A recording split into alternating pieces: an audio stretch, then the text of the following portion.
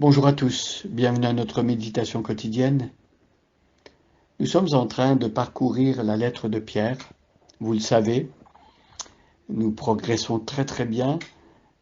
Nous sommes déjà arrivés au verset 18 du chapitre 1 qui compte 25 versets. Donc d'ici quelques jours, nous aurons terminé le chapitre 1 de 1 Pierre. Et depuis quelque temps, Pierre nous explique l'importance pour un croyant qui a compris l'Évangile, qui est habité par le Saint-Esprit, l'importance de vivre une vie sainte. Alors peut-être que beaucoup de personnes se réclamaient du nom de Jésus. Peut-être que des personnes disaient « Oui, moi je suis chrétien, oui, moi je suis un disciple de Jésus ».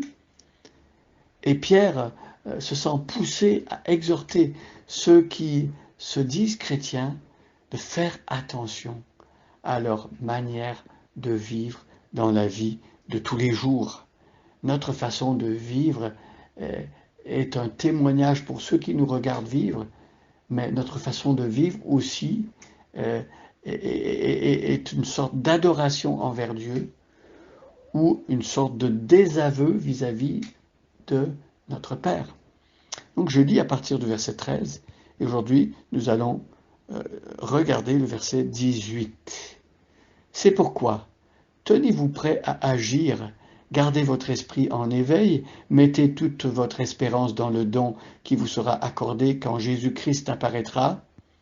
Obéissez à Dieu et ne vous conformez pas aux désirs que vous aviez autrefois quand vous étiez encore ignorants.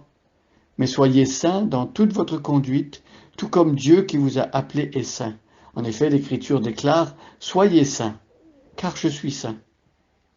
Dans vos prières, vous donnez le nom de Dieu, de Père à Dieu, qui juge tous les hommes avec impartialité, selon ce que chacun a fait. C'est pourquoi, durant le temps qu'il vous reste à passer sur la terre, que votre conduite témoigne du respect que vous avez pour lui. Vous savez en effet à quel prix vous avez été délivrés de la manière de vivre insensée que vos ancêtres vous avaient transmise. Ce ne fut pas au moyen de choses périssables comme l'argent ou l'or.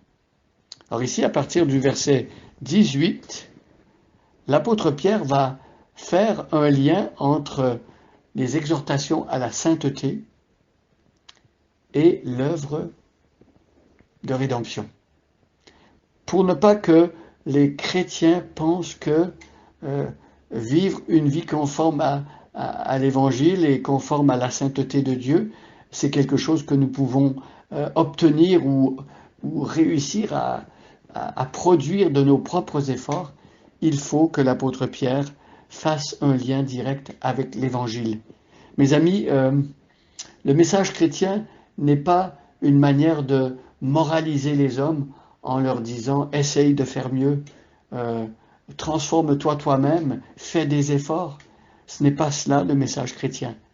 Le message chrétien, ce n'est pas une sorte de moralisation comme on peut retrouver dans les religions, mais le message chrétien, c'est une exhortation à aller puiser dans l'Évangile les forces dont on a besoin pour vivre d'une manière qui plaît à Dieu.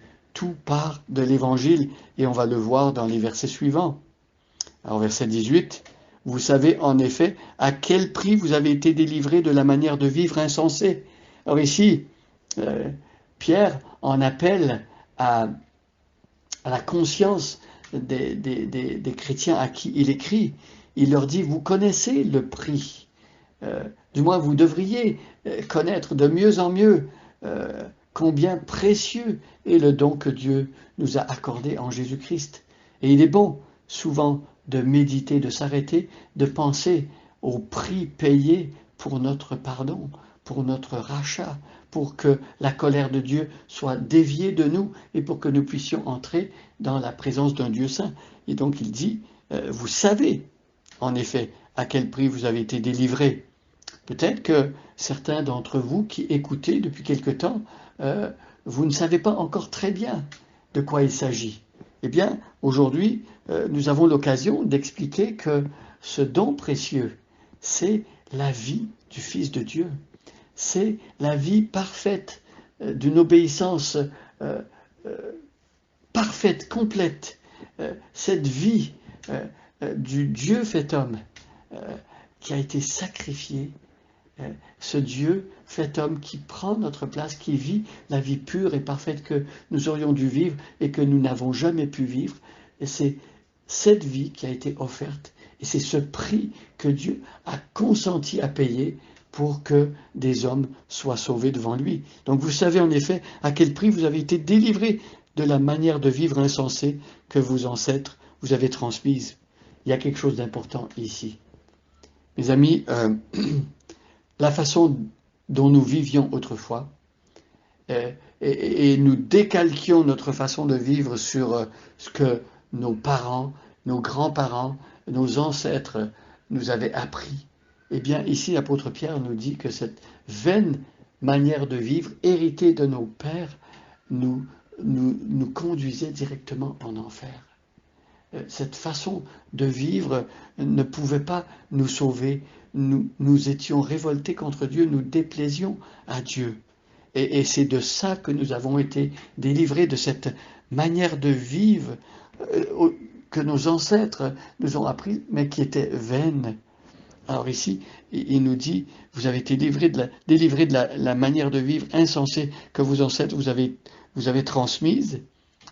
Et il nous dit que le prix qu'il a fallu payer par Dieu pour nous délivrer de ce sort terrible, de cette condition abjecte, eh bien, ce n'est pas au moyen de choses périssables comme de l'argent et de l'or.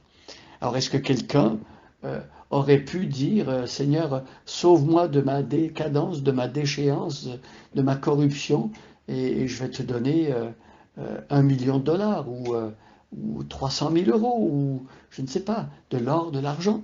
Et ici, l'apôtre Pierre dit non. Ce genre de don que Dieu fait aux hommes, il ne se monnaie pas. On ne peut pas l'acquérir à prix d'argent. On ne peut pas le monnayer. C'était une erreur dans l'Église catholique de l'époque de Luther et Calvin de dire qu'on pouvait, par des indulgences, en donnant de l'argent à l'Église, on pouvait obtenir le salut de ceux qui étaient décédés, de nos bien-aimés qui étaient morts. Et Luther et ensuite Calvin et les réformateurs se sont élevés contre cette manière de voir, parce que ce n'est pas l'argent ou l'or qui nous procure le salut, mais c'est la grâce de Dieu, une grâce qu'on ne mérite pas, un cadeau que Dieu fait à des injustes, à des personnes ingrates comme nous, et nous sommes émus et nous sommes humiliés par ce genre de don que Dieu nous fait, parce que nous ne devrions jamais être dans la présence de Dieu. Dieu n'aurait jamais dû, s'il avait observé une stricte justice, nous faire entrer dans son paradis, nous donner le pardon, et pourtant il le fait par Jésus-Christ, ce qui manifeste son amour infini envers nous qui sommes ingrats.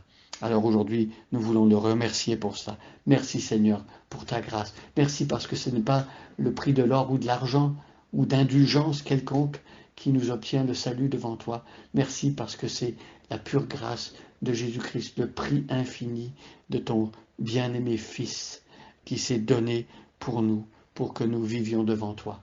Merci Jésus. Bonne journée à chacun, à chacune, et soyez bénis.